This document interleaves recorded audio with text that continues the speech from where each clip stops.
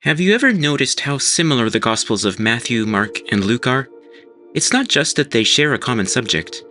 They all tell pretty much the same story about Jesus: his baptism by John, the calling of the disciples, a brief preaching ministry in Galilee, the imprisonment of John, the Transfiguration, the Last Supper in Jerusalem, Jesus' arrest and trial, the crucifixion, and the burial and resurrection.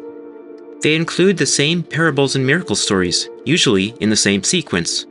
They frequently contain exactly the same Greek wording with only minor changes, and this identical wording occurs not only in dialogue by the characters, but also in statements made by the narrator to the reader. By one estimate, 97% of the Greek text of Mark is contained in Matthew, and 88% of it is contained in Luke. These similarities are far too pervasive to be explained merely by coincidence, oral tradition, or common subject matter. Pick up any three modern biographies about someone famous, say John F. Kennedy, and you will find that they follow completely different outlines and focus on different aspects of Kennedy's life. You will not find passages in books by different authors that happen to agree word for word. If such passages existed, the author would be outed for plagiarism and copyright infringement. Consider, for example, the baptism of Jesus.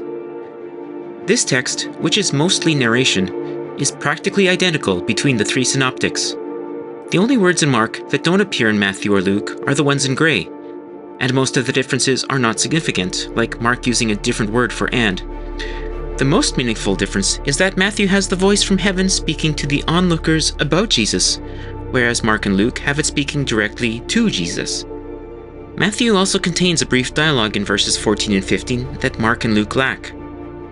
Another interesting example is in the apocalyptic discourse, where the text directly addresses the reader using the same words at the same location within the same pericope. Let the reader understand. There could hardly be a stronger hint that these texts were deliberately composed as literature and are closely related to each other. We see something similar in the healing of the paralytic. All three Gospels feature the same line of dialogue by Jesus, interrupted in the same place by the same remark by the narrator. As New Testament scholar Mark Goodacre observes, if three students showed this kind of agreement in a college paper, their teacher would refer them to the student disciplinary body without hesitation. So the Synoptic Gospels clearly have a literary relationship. At least two of them were produced by copying and modifying other Gospel texts. The fascinating puzzle of exactly how and in what order they were composed is known as the Synoptic Problem. In this video, I'll go over some of the basics and then show how a phenomenon known as editorial fatigue provides strong evidence for the solution preferred by most scholars.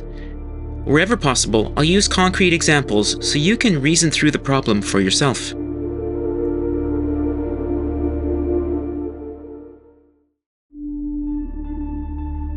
In modern times, the issue was first noticed by an 18th century textual critic named Johann Jakob Griesbach. In 1776, he published a synopsis or side-by-side comparison of Matthew, Mark, and Luke in order to highlight the similarities. Thus, their relationship became known as the Synoptic Problem, with those three Gospels being dubbed the Synoptic Gospels. Much of John can be aligned with the other three Gospels in this way, but John also has far more differences, so it is usually left out of the discussion. Most Gospel pericopes are reflected in all three of the Synoptic Gospels, and they occur mostly in the same order. These passages are called the Triple Tradition. Within the Triple Tradition, the most common pattern we see is for either Luke or Matthew to differ from Mark in some way while the other agrees with Mark. For example, both Mark and Matthew put the mother and brothers pericope before the parable of the sower, but Luke puts it after. Luke also removes the question, "Who are my mother and brothers?" On the other hand, both Mark and Luke put the raising of Jairus' daughter and the woman with the hemorrhage after the Gerasene demoniac incident, while Matthew puts it after the question about fasting and omits the name Jairus. The pattern we get looks like this, which is why Mark is called the middle term. This implies three possible scenarios. 1. Mark copied Matthew and Luke copied Mark. 2. Mark copied Luke and Matthew copied Mark. Or 3. Both Luke and Matthew copied Mark. For reasons I shall demonstrate shortly, almost all scholars today think the last scenario is correct. It gets more complicated though. You've probably noticed that Matthew and Luke are longer than Mark. That's because there are quite a few pericopes that occur in Matthew and Luke, but not in Mark. These are called the double tradition. One example is the Brood of Vipers speech by John the Baptist, which has no equivalent in Mark. The speech is virtually identical word for word in Matthew and Luke. The main difference in this example is that Luke has John addressing the whole crowd, whereas Matthew has John aim his scathing speech specifically at the Pharisees and Sadducees, who are more frequently portrayed as the villains in Matthew. Double tradition passages like this one can be explained by the following three possibilities. 1. Matthew copied from Luke. 2. Luke copied from Matthew. And 3. Both Luke and Matthew copied from another source that is now lost to us. This hypothetical lost source is referred to as Q, from the German Quelle, meaning source. Lastly, there is a small number of pericopes in the triple tradition where Matthew and Luke agree with each other against Mark. These are called the minor agreements. How we handle them often depends on how we resolve the triple tradition and double tradition. For example, in the passage about the buffeting of Jesus, we have a minor agreement where Luke and Matthew add the taunt, "Who is it who hit you?" which is absent in Mark.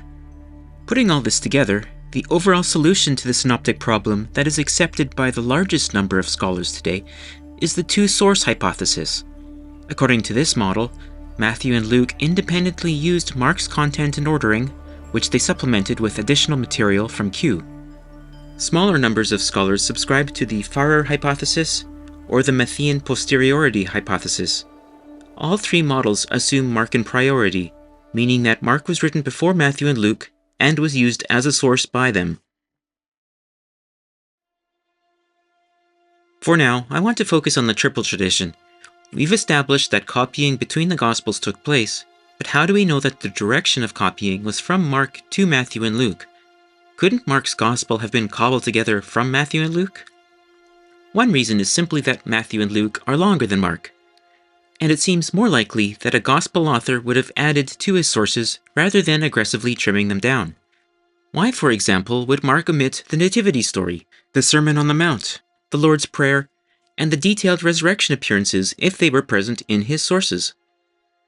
Also, Mark in material that could confuse or offend the reader, like the statement in Mark 6:5 that the people's unbelief prevented Jesus from performing miracles, is sometimes omitted or modified by Matthew and Luke. And Mark's style and grammar are rougher, while Matthew and Luke offer more refined prose and better grammar. When individual pericopes are compared, the differences in Luke and Matthew often follow patterns that can be explained by their respective theological views. Mark also frequently contains subtle irony and narrative sophistication that seems to go over the heads of Matthew and Luke. One example is the ending of Mark, which is fraught with dramatic irony and ambiguity. Two women visit the tomb of Jesus, only to find it open and empty, with a mysterious young man dressed in white sitting inside. The women flee and tell no one what they saw. The end. The other Gospel authors throw out this strange ending in favor of unambiguous and glorious appearances of the resurrected Christ to his followers. Thus, when comparing difficult passages in particular, it is, to quote New Testament scholar Mark Goodacre, more straightforward to see Mark as the source for Matthew and Luke than it is to see Matthew and Luke as the sources for Mark. However, as Goodacre also points out, most of this evidence is circumstantial. We need a smoking gun. Fortunately, we seem to have one.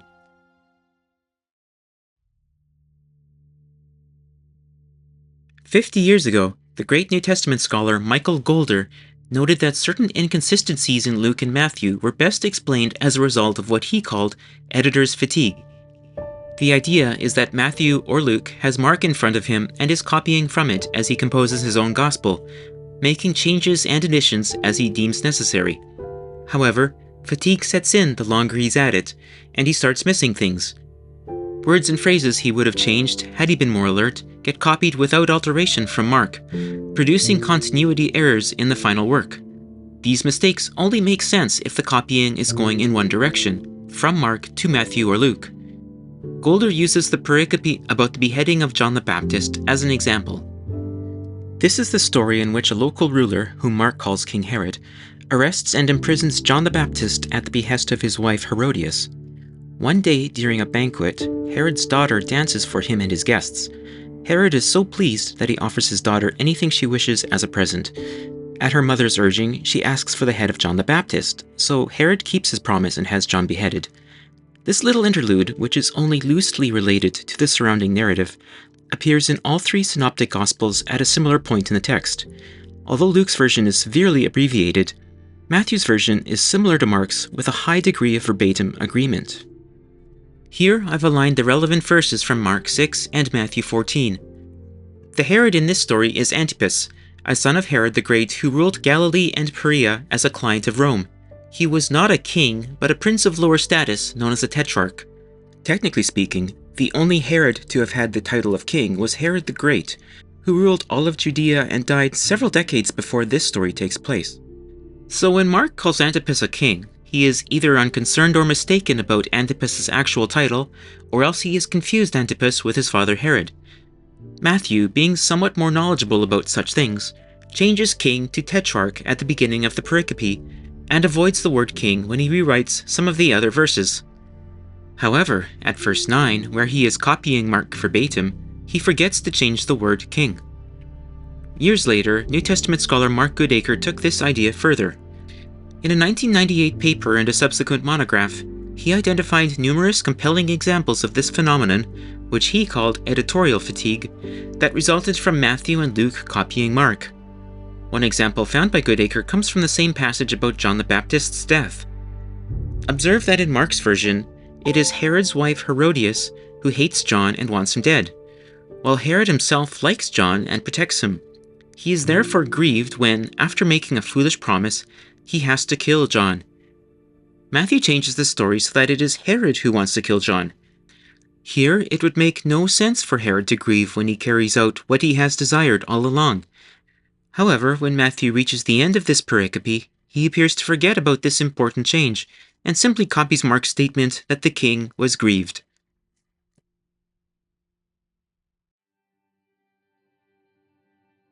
One of my favorite examples of editorial fatigue in Luke can be found in the parable of the sower. I must have encountered this parable dozens of times, in church, Sunday school, and personal reading, yet never noticed how odd Luke's version is until Goodacre pointed out numerous problems related to editorial fatigue. Mark's version in chapter 4 has a lean and meticulous internal structure. Verses 3 through 8 have Jesus telling the parable, and verses 14 through 20 have him interpreting it. By dividing the parable into 5 parts, we can see how each part is interpreted by Jesus. A. Some seed falls on the path and is eaten by birds. This represents Satan immediately taking away the word that people hear. B1. Other seed falls on rocky ground and springs up quickly. This represents people who immediately receive the word with joy. B2. The seed on rocky ground has no root and withers under the sun. These are the people who have no root and fall away under persecution. C. Other seed falls among thorns and is choked. This represents people for whom the cares of the world choke out the word they hear. D. Other seed falls into good soil and produces large yields, representing people who hear the word and accept it. Luke's version of this parable in chapter 8 is about 50% word for word identical to Mark's. However, Luke gets sloppy. He changes a few things in the parable's telling and then forgets some of his changes in the interpretation. Here I've put Luke's main changes and additions in blue. According to Goodacre, there are at least 3 problems caused by editorial fatigue, which I've put in red. Problem 1. Luke omits the part of the parable where the seed sprang up quickly because it lacked depth of soil. However, he still provides an interpretation for that part of the parable. Problem 2. Where Mark's seed on the rock withered because it had no root, Luke changes the reason to be that it withered for lack of moisture. However, his interpretation addresses Mark's original version, that it withered because it had no root.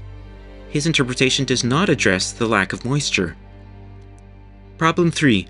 Luke removes Mark's reference to the sun that scorched the seed on the rocky ground, yet he provides an interpretation for it, the testing that causes people to fall away.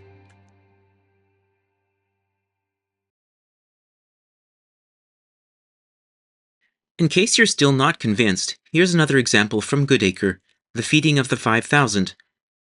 In Mark, the familiar story of the 5 loaves and 2 fishes that miraculously feed 5,000 people is set in a deserted place. Some translations say wilderness. And they went away in the boat to a deserted place by themselves. In Luke, the scene is moved to a city called Bethsaida.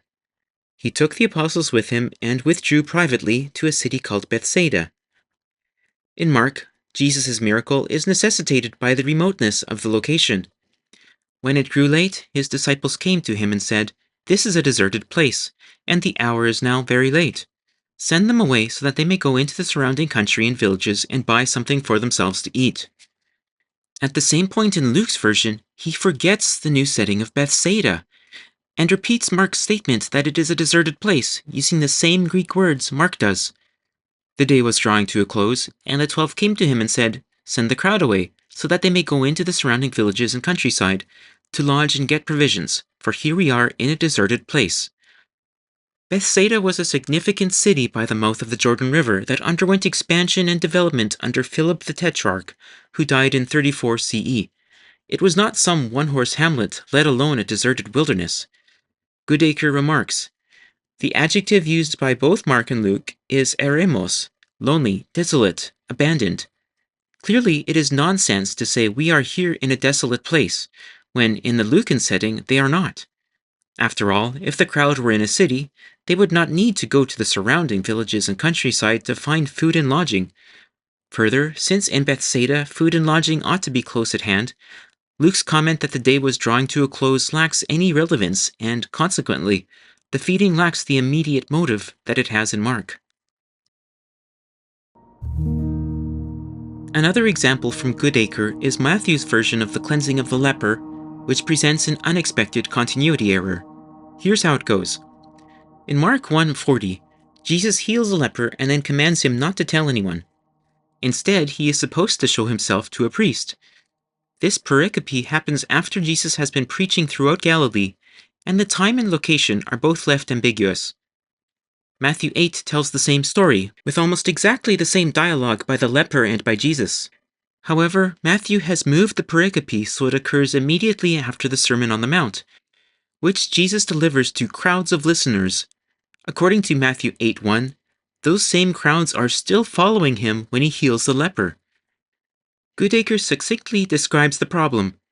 As it stands in Matthew, this is inexplicable. A miracle that has been witnessed by many crowds is to be kept secret. The parallel in Mark makes it clear how Matthew has become involved in the contradiction. Mark does not have crowds. The leper meets Jesus privately, and the command to silence is coherent. That Matthew is involved in a docile reproduction here is all the more plausible given the little stress in his gospel on the secrecy theme that is so prominent a feature of Mark. Goodacre is referring there to a motif called the Messianic secret, in which Mark's Jesus frequently tries to keep his miracles and his identity a secret. Luke and Matthew largely downplay and ignore this theme. Although this approach is only useful for passages where the author has actually made a specific kind of continuity error, the fact that these problems occur only in Matthew and Luke, but not in Mark, is pretty strong confirmation of Markan priority. Can the same principle show if Luke borrowed from Matthew, or vice versa? Goodacre thinks so, but we'll come back to that in a future video. Beyond the topic of editorial fatigue, I hope this video has demonstrated very briefly why no serious Bible scholar denies that the Gospels were written by copying from each other. In fact, Luke strongly implies in his prologue that he has other Gospel texts in his possession and is trying to produce a better version. In order to understand the Bible and its relationship to the origins of Christianity, we need to accept these texts for what they actually are, even if it doesn't line up with what preachers and religious institutions claim. Whatever you want, I pledge it to you tonight, Salome.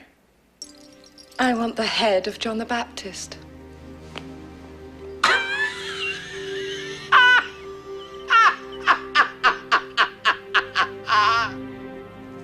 Bring me the head of John the Baptist.